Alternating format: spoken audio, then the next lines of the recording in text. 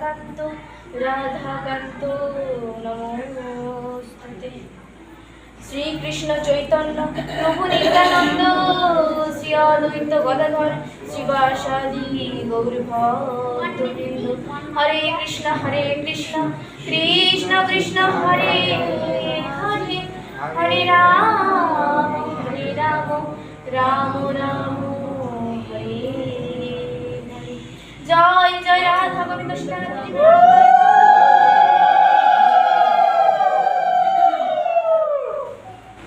এখানে বিভিন্ন ভাবে সবাই বসে আছে।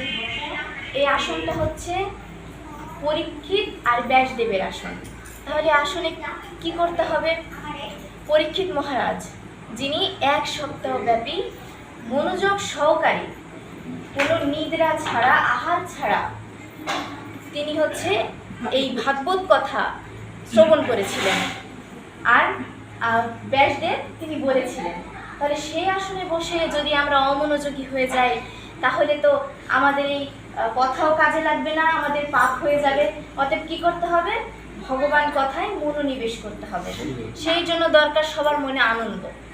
কলির জীবের জন্য মহাপ্রভু শ্রী চৈতন্য মহাপ্রভু কি আনলেন? নাম আনলেন, কোন করতাল সহযোগে অনেক কিছু আনলেন। কেন? কারণ কলির জীব মনে আনন্দ আসতে হবে, তবেই ভগবানের নাম হবে। এই জন্যই মহাপ্রভু কি আনলেন? আনন্দ আনলেন। কিসের মাধ্যমে? কীর্তনের মাধ্যমে।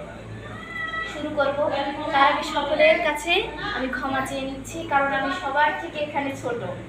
আমার অসংখ্য অসংখ্য ভুল ত্রুটি হবে, দয়া করে নিজ গুণে ক্ষমা করে দেবেন। আর আমি যাদের অশেষ কৃপা এখানে আসতে পেরেছি, তাহারা হলেন আমার পিতামাতা, যাদের জন্যই আমার এই পৃথিবীতে আসা, যাদের জন্য আপনাদের মাঝে আসা, তাদের চরণে জানাই আমি শতকোটি প্রণাম। তারপর প্রণাম জানাই আমার শিক্ষাগুরু দীক্ষাগুরু, তাদের চরণে, এবং আমার সামনে উপবিষ্ট আমার সকল গৌর ভক্তমণ্ডলী।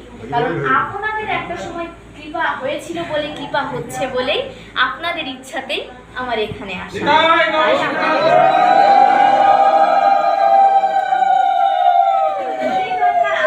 আনন্দের জন্য কি করতে হবে? কীর্তন। তাহলে সবাই মিলে কীর্তন করব। দয়া করে কেউ এটা খারাপ মনে নেবেন না, বা এটা করলে যে খারাপ কিছু হবে সেটাও অবশ্যই আমাকে বলবেন। কিন্তু কি দরকার? আনন্দ। আনন্দের জন্য আমি এটা শুরু করছি।